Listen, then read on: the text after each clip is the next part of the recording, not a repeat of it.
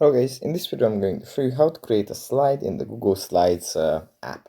But before that, don't forget to subscribe and leave a comment down below, because at 10,000 subscribers I'm going to show you my whole YouTube revenue statistics and growth strategy. So without further ado, let's just jump right into it.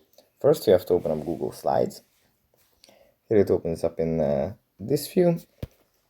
From here we just go into the bottom right corner and tap on the plus icon, and it's going to create a new presentation.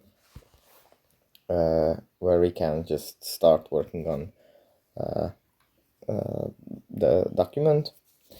We can add the title, add the subtitle, and yeah, change the theme, whatever we want to. And after we are done, we just tap on the backwards pointing arrow and go back to the home menu. So yeah, that's pretty much it for this video. Hope it was helpful for you guys, and I'll see you in the next one.